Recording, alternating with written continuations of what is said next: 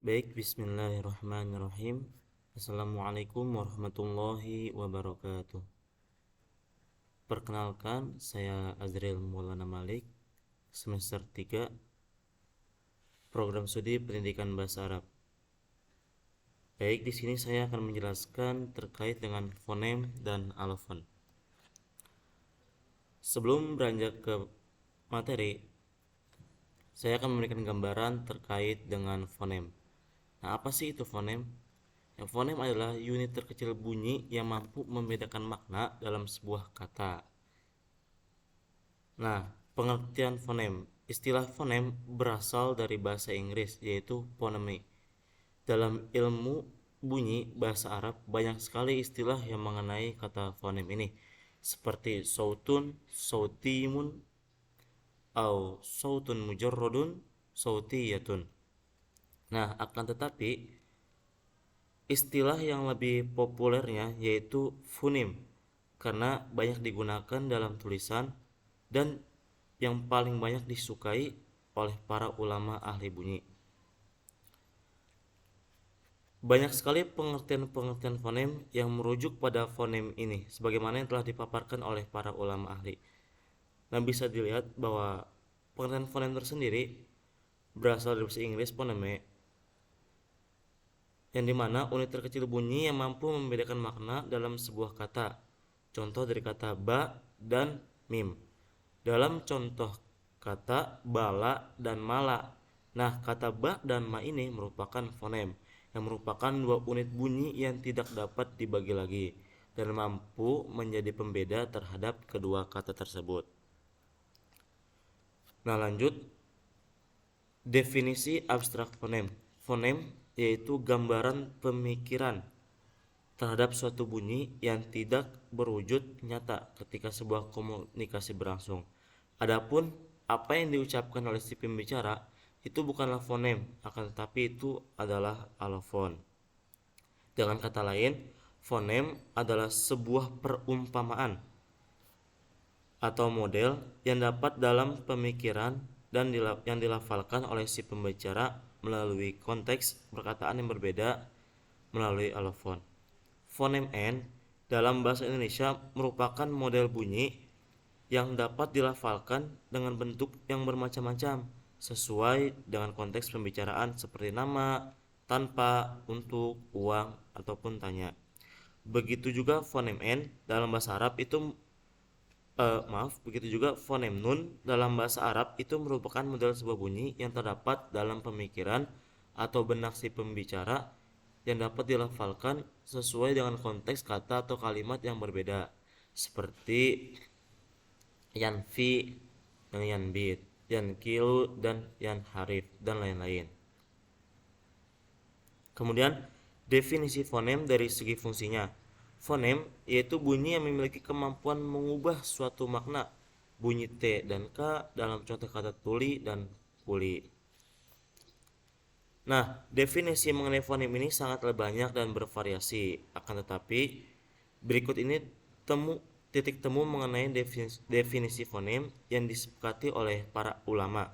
Dan definisi ini juga merupakan definisi yang paling populer, bahwasanya fonem adalah unit satuan terkecil dari suatu bunyi.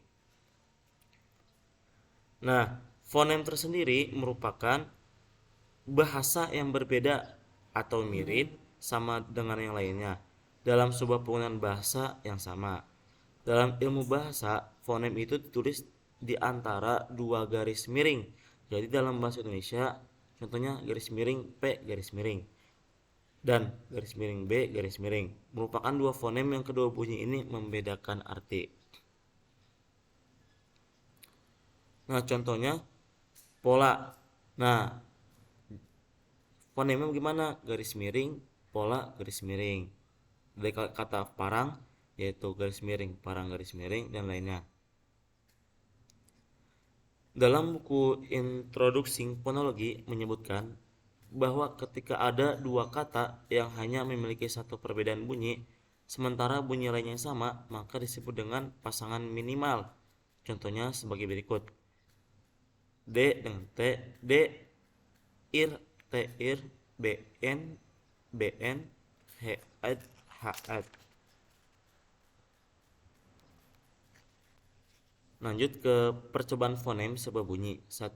Mencari dua kata yang komponen bunyinya sama atau serupa, kecuali yang bunyinya ingin diuji. Contohnya kata alimun dan alimun. Kemudian taba dan toba. Kemudian nasoro dan nazoro. Kemudian jalasa dan jarosa. Kemudian kalbun dan kolbun. Melihat pergantian dua bunyi dalam setiap pasangan kata, apakah pergantian terhadap dua bunyi tersebut menyebabkan terhadap perubahan makna atau tidak? Jadi, jika kedua bunyi tersebut menyebabkan kedua makna kata tersebut berubah, maka disebut dengan fonem. Nah, lihat kepada contoh yang tadi, kata alimun dan alimun. Nah, alimun dan alimun ini memiliki dua perbedaan, yaitu di kalimat hamzah dan ain. Nah, dari kata tersebut menyebabkan kedua makna tersebut berubah. Alimun beda arti dan alimun pun beda arti. Maka dari kedua kata itu disebut dengan fonem. Akan tetapi, jika dalam pergantian dua bunyi tersebut tidak menyebabkan perubahan makna, maka dua bunyi tersebut bukanlah fonem, tetapi itu adalah alofon, seperti sa dan so dalam contoh siroto dan siroto. Kedua bunyi dalam pasangan kata tersebut adalah alofon. Kemudian macam-macam fonem. Nah, fonem ini terbagi menjadi dua, yaitu fonem segmental dan fonem suprasegmental. Apa sih fonem segmental dan fonem suprasegmental itu?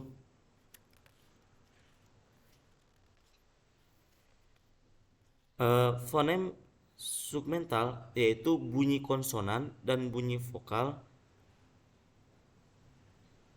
yang dimana fonem tersebut bisa dipecah lagi menjadi unit-unit terkecil, seperti dalam kata kataba, dan bisa dipecah menjadi komponen terkecilnya, yaitu kaf plus fathah plus ta plus fathah plus ba plus fathah, atau bisa disebut juga konsonan plus vokal plus konsonan plus vokal plus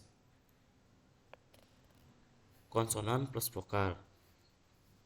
Fonem ini disebut dengan fonem bersusun.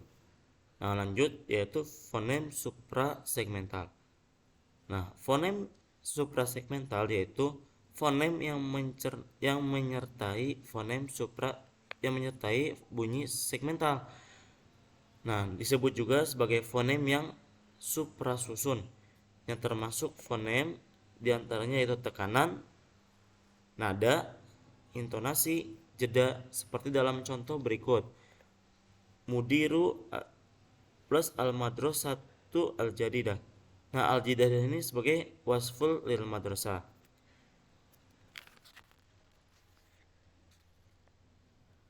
Lanjut kepada fonem-fonem bahasa Arab. Nah, bahasa Arab ini memiliki 34 fonem segmental yang terdiri dari 28 konsonan dan 6 vokal, seperti yang terdapat dalam tabel berikut. Pertama, yaitu hamzah dalam penulisan bahasa Arab. Hamzah, penulisan latinnya a. Nah, fonemnya awal katanya akhoza, di kata tengahnya sa'ala, kata akhirnya bada a. Yang kedua, alba, penulisan bahasa Arab ba, penulisan latinnya b, awal katanya baroka, kata tengahnya sabako, kata akhirnya kata ba. Yang ketiga ada ta, penulisannya ta, penulisan latinnya huruf t, kata awal taroka, kata tengahnya fathah, kata akhirnya mata. Nah, mungkin saya hanya menjelaskan 3, selebihnya bisa dicari sendiri. Lanjut ke fonem-fonem resmi bahasa Indonesia. Nah, bahasa Indonesia juga memiliki fonem-fonem resmi, yaitu fonem vokal, fonem diftong, terus fonem konsonan. Nah, fonem vokal ini pertama a, vokal depan, yaitu rendah tak bundar. I, vokal depan tinggi tak bundar. U vokal belakang atas bundar, E vokal depan sedang atas tak bundar, O vokal belakang sedang bundar. Yang kedua ada fonem diftong. Fonem diftong yang ada dalam bahasa Indonesia adalah fonem diftong I, diftong au, dan diftong oi. Ketiganya dapat dibuktikan dengan pasangan minimal. Yang ketiga ada yaitu fonem konsonan. Yang pertama, konsonan bilabial hambat bersuara. 2. P, konsonan bilabial hambat tak bersuara. 3. M, konsonan bilabial nasal. 4. W, konsonan bilabial semivokal. 5. F, konsonan labiodental geseran tak bersuara. D, konsonan apikoalveolar hambat bersuara. Ketujuh, T, konsonan apikoalveolar sampingan. Ke-8, N, konsonan apikoalveolar nasal. Ke-9, T, konsonan apikoalveolar sampingan. 10, R, konsonan apikoalveolar getar. 11, konsonan laminoveolar geseran bersuara. 12, S, konsonan laminoveolar geseran tak bersuara. 13, J, konsonan laminopalatal paduan bersuara. 14, C, konsonan laminopalatal paduan tak bersuara. 15, Y, konsonan laminopalatal semivokal. 16, G, konsonan dorsevelar hambat bersuara. 17, K, konsonan dorsevelar hambat tak bersuara. 18, K, konsonan dorsevelar geseran bersuara. Nah, lanjut kepada hubungan antara satu fonem dengan fonem yang lainnya. Nah, terdapat dua hubungan, yaitu hubungan horizontal, yaitu dari kanan dan ke kiri, dan hubungan vertikal, yaitu hubungan dari atas ke bawah ataupun sebaliknya. Nah, apa sih hubungan horizontal itu? Hubungan horizontal yaitu fonem yang berkesinambungan dengan fonem lain, atau fonem yang berturut-turut secara horizontal dari kiri ke kanan dalam bahasa Indonesia dan dari kanan ke kiri dalam bahasa Arab. Bisa dilihat dari contoh tersebut dari kata masjidun. Nah, kata masjidun itu tersusun dari beberapa fonem, yaitu mim plus fathah plus sin plus jim plus kasroh plus domah, lalu berubah menjadi mim plus sin plus jim plus dal, lalu menjadi kata masjidun. Yang kedua, hubungan vertikal. Nah, hubungan vertikal yaitu hubungan yang nampak ketika satu tempat fonem diganti oleh fonem yang lainnya di dalam sebuah kata, baik di awal, di akhir, maupun di tengah. Nah, hubungan vertikal ini, kata fonemnya itu bisa berada di 3 tempat. Bisa di awal, di tengah, di akhir. Bisa dilihat dari contoh kata tali dan kali. Nah, kata tali yaitu fonemnya di awal huruf T dan kali fonemnya juga di awal huruf K. Nah, maka huruf T dan huruf K ini disebut dengan fonem. Contoh kedua, tali dan tapi. Nah, huruf L dan P ini menjadi fonem, yaitu fonem yang berada di tengah dari dua kata yaitu tali dan tapi. Lanjut, terakhir yaitu pengertian alofon. Nah, apa sih alofon itu? Alofon adalah variasi fonem karena pengaruh lingkungan suku kata. Contoh, simpul, simpulan. Fonem U pada kata simpul berada pada lingkungan suku tertutup dengan fonem U pada kata simpulan berada pada lingkungan suku terbuka. Jadi fonem U memiliki dua alofon yaitu U dan O. Nah, apa sih bedanya alofon dan fonem? Seperti yang kita ketahui bahwa fonem adalah perubahan unit terkecil kata.